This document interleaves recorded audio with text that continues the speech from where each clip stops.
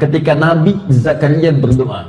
Quran surah ke-3 Ali Imran ayat 38 sampai 39, paling kanan sebelah atas.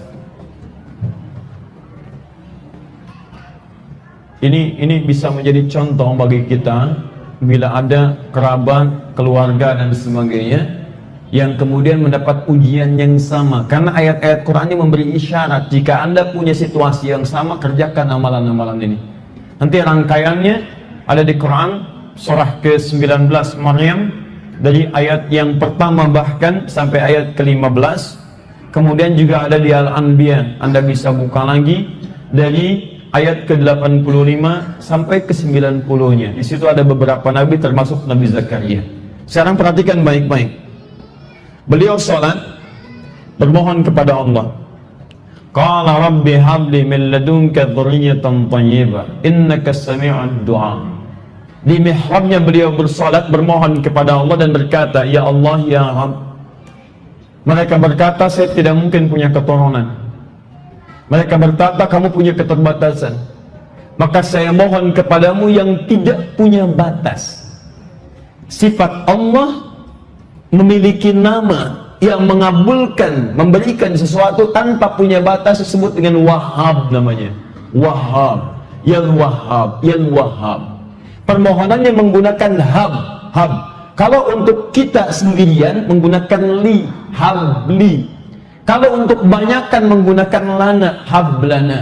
Rabbana hablana min azwajina wa dzurriyyatina qurrata a'yun waj'alna lil muttaqina imama. Hablana, hab itu dari kata wahab, minta kepada Allah dengan namanya Wahhab. Wahhab itu sifat Allah, nama bagi sifat Allah yang memberikan pemberian tanpa batas. Jadi kalau ada teman-teman misalnya dihukumi oleh orang lain, kamu punya keterbatasan, kamu nggak mungkin begini, kamu nggak mungkin begitu, itu tanda langsung dari Allah. Tinggalkan opini manusia, beralih kepada Allah, sebut namanya yang tanpa batas itu.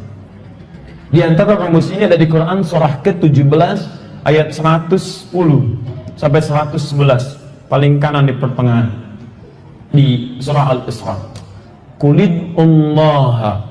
Kalau Anda punya masalah, jangan mengeluh, kata Quran. Sebut Allah, panggil, minta. Awid Ar-Rahman, atau sebut namanya Ar-Rahman. Tapi yang paling menarik, ayyamma tad'u falahul asma'ul husna.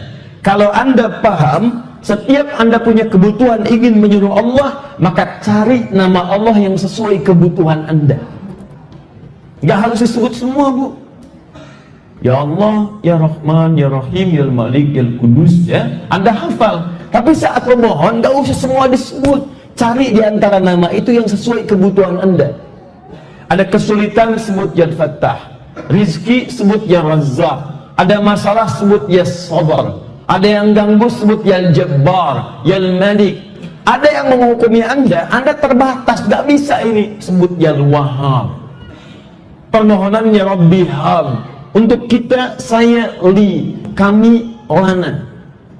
Awas hati-hati. Kadang-kadang minta A, tapi disebut namanya yang B. Minta rizki, menyebutnya Ya Sabar, Ya Sabar, Ya Sabar. Sabar itu berbanding lurus dengan masalah.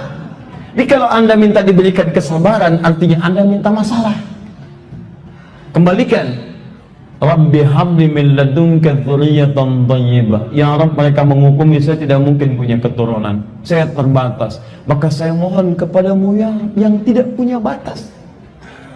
Innaka sami'ud du'a. Anugerahkan saya keturunan ya Allah. Engkau pasti mendengar doa saya. Kalau pada yang maha mendengar saja tidak dikabulkan, kepada siapa lagi saya mesti bermohon? Perhatikan. Peristiwa pertama, minta. Peristiwa kedua, turun jawaban. Antara peristiwa pertama dengan yang kedua disambungkan dengan huruf ataf, penyambung tadi. Apakah huruf yang menggunakan waw, fa, ataukah thumma? Perhatikan ayat 39-nya. Fanadathul malaika. Fanadathul malaika wa huwa qa'imun yusalli fil mihrab. Maka turunlah malaikat menyeru menyampaikan, sedangkan beliau masih dalam posisi berdiri dalam sholatnya di mihrab, belum selesai sholatnya. Annallaha yubashshiruka bi Yahya, Allah kasih kabar gembira, Anda akan punya anak, langsung namanya dari Allah diberikan Yahya, hidup. Dari kata Al-Hayy, yang kata orang mustahil ada seorang perempuan, maaf, yang sudah menopause dan divonis mandul secara klinis, punya keturunan dan hidup. Kata Allah nggak ada yang mustahil, jadi dan hidup dia. Menggunakan fa. Kenapa menggunakan fa? Harfu atfin rabitin baina syai'aini bila hudud, huruf yang menunjukkan rangkaian dua peristiwa tanpa jeda. Jadi kalimat pertama berdoa, kalimat kedua terkabulkan. Antara berdoa dengan pengabulan gak ada jeda. Baru selesai berdoa langsung turun jawaban. Nah, antum kalau ingin seperti itu, maka antum keluarkan fikihnya Nabi Zakaria. Bagaimana caranya supaya berdoa, saat berdoa seketika dikabulkan? Ada. Di antaranya di situ diberikan isyarat. Ini rahasia.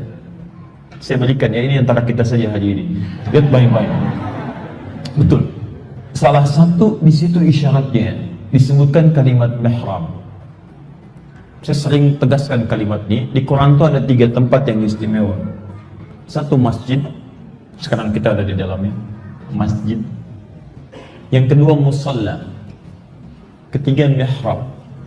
Saya langsung saja pada yang ketiga. Mihrab itu tempat istimewa. Di antaranya jika kita berdoa cepat terkabulkan doa di dalamnya. Makanya kenapa mihrab dibuat untuk imam di depan? Karena imam itu mewakili bagian dari makmumnya. Bukankah sholat banyak doanya? Ketika Anda diwakilkan kepada imamnya, makanya cari imam yang baik, bacaan-bacaan yang bagus, imam yang khusyuk. Karena Anda wakilkan doa-doa Anda kepada imam. Ketika imam membacakannya dengan lebih baik, bahkan dalam posisi di mihrab, cepat Allah mengabulkan doa-doanya. Dan mihrab itu tidak harus ada di masjid saja, tidak. Anda bisa bikin di rumah. Dan tidak harus terlampau luas. Nggak ada ruangan, bikin sehamparan sejadah. Kemudian isi dengan ibadah saja. Mihrab itu spesial. Isi hanya dengan ibadah saja. Selain ibadah Anda keluar. Di sholat di situ, Anda zikir di situ, baca Al-Quran di situ. Anda ingin berbicara urusan dunia, keluar dari situ. Pak, uang listrik di mana ya? Keluar. Di sini mah tempatnya. Anda keluarkan urusan dunia, itu hanya untuk ibadah saja. Kalau Anda punya tempat seperti itu, Anda lakukan konsisten. Ibu perempuan juga boleh, karena Maryam punya mihrab. Silakan ibu cek Quran surah ketiga Ali Imran ayat 37, paling kiri sebelah bawah. Fataqabbalaha rabbuha biqabulin hasanin wa ambataha nabatan hasanan wa kaffalaha Zakaria kullama dakhala 'alaiha Zakaria al-mihrab. Setiap Nabi Zakaria datang ke mihrabnya Maryam. Maryam laki-laki, perempuan. Maryam punya mihrab. Sayyidah Fatimah punya mihrab untuk berdoa.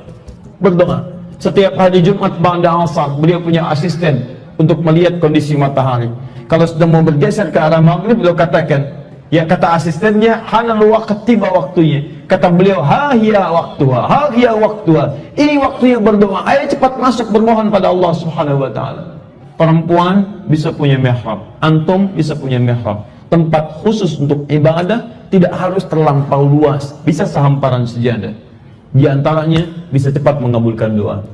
Cuman saran saya, tinggalkan dunia dalam tempat-tempat mihrab itu kalau ingin dipercepat. Termasuk, maaf, ciklik sedang di mihrab.